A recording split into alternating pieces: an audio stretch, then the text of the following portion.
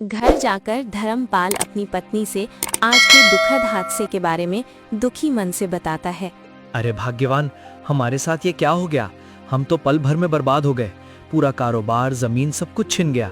अब तो बस ये घर ही बचा हुआ है। मुझे पता है ये सब भगवान हमारे बुरे कर्मों का फल दिया है हमको।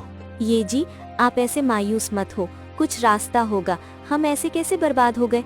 और हाँ, आप तो वो दूसरे गांव के जमींदार के साथ व्यापार करते थे ना, उनसे मदद मांगिए ना, वो तो कुछ मदद कर देगा। अरे कैसी मदद माँ, वो आदमी मदद करेगा।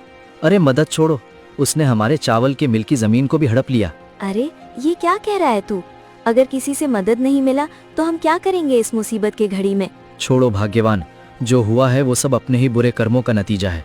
तुम खुद ही सोचो, हमने मेरी दोनों भतीजियों को कितना दुख दिया है, उसी का पाप लगाए हमें। हाँ माँ, बाबूजी बिल्कुल सही कह रहे हैं। हमने पाप किया है, हमें अब इसी दुनिया में पापों का फल भुगतना पड़ेगा। पता नहीं बिना पैसों के अब ये घर कैसे चलेगा। हाँ कमल बेटा, तू सही बोल रहा है। अब हम ये घर कैसे चलाएंगे। हमें तो गांव में कोई मदद भी नहीं करेगा। ज्योति और मीरा के ऊपर किए अन्याय के लिए गांव वाले भी हमसे नाराज हैं। ऐसे तो हम सड़क पर आ जाएंगे। ये सब बात करके तीनों बहुत उदास हो जाते हैं और तभी इस उदासी भरे माहौल में विमला बोल पड़ती है। ये जी, मेरे मन में एक विचार आया है। क्यों ना हम ज्योति और मीरा के पास जाकर उनसे मदद मांगे और साथ में उनसे हाथ जोड़ के माफी भी मांग लेंगे। मदद? कैसी मदद माँ? वे दोनों हमारी कैसे मदद करेंगी? उनके पास तो मदद करने के लिए कुछ भी नहीं है और ना ही वे मदद करेंगी। आखिर इतना दुख जो दिया उनको हमने। अरे क्या बोल रही हो तुम, पागल हो गई हो क्या? कितना परेशान किया है उनको। अब किस मुंह से जाऊंगा उनके पास मदद मांगने।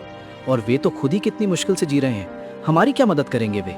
अरे आप लोग थोड़े शांत हो जाइए। हम उनसे पहले दिल से हाथ जोड़कर माफी मांगेंगे और उसके बाद हम उनकी जमीन पर खेती करने की इजाजत मांगेंगे और खेती का जो भी मुनाफा होगा उनको भी आधा देंगे और हमारा भी जैसे तैसे गुजारा हो जाएगा।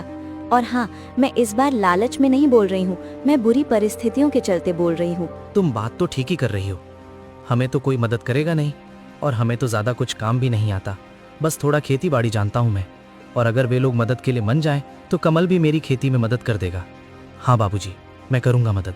चलिए बात करने जाते हैं उनसे, और अगर वे मदद नहीं भी करें तो कम से कम माफ़ी की उम्मीद तो रख ही सकते हैं। ये बोल के तीनों ज्योति और मीरा के घर पहुँचे। चाचा जी, आप लोग अब यहाँ क्या लेने आए हो? चाची, हमारा चावल के मिल पे आग लग गई है, हम तो पूरा बर्बाद हो गए। हाँ, मुझे पता चला आपके बारे में और मुझे इस बात का खेद है, लेकिन आप हमारे पास क्यों आए हो? क्या आपको लगता है कि आग हमने लगाया है? नहीं ज्योति, तू हमें गलत समझ रही है।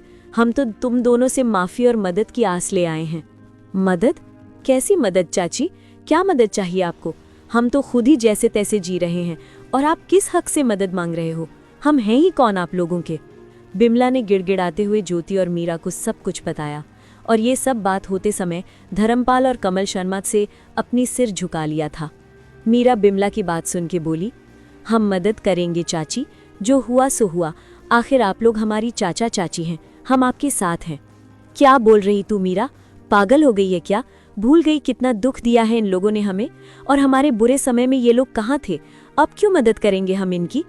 ऐसे मत बोलो दीदी, आज माँ बाबूजी होते तो वे भी इन मुसीबत में इनकी मदद करते। और माँ बाबूजी कहा करते थे कि माफ़ी बहुत बड़ी जीत है और माफ़ करने वाला ही असली विजेता है। फिर भी मीरा, मैं इन लोगों की करतूत नहीं भूलूंगी। मैं मदद करने के लिए तैयार नहीं हूँ। दीदी, आपको मेरी कसम, कृपया आप उनकी मदद कर दीजिए। और वैसे भी इनको हमारी ज़मीन पर खेती करने देंगे तो हमारी भी बहुत मदद होगी और हम आगे से हंसी खुशी एक साथ रह पाएंगे। मान जाओ ना दीदी, मुझे माँ बाबूजी की कमी बहुत खलती है। इनके साथ होने से मुझे अच्छा लगेगा। ज्योति मीरा का मासूम चेहरा देख उसके खातिर मान जाती है और धर्मपाल, बिमला और कमल ने भी हाथ जोड़कर दोनों से माफ़ी मांगते हैं और वादा करते हैं कि आगे से कभी भी उनका बुरा नहीं सोचेंगे।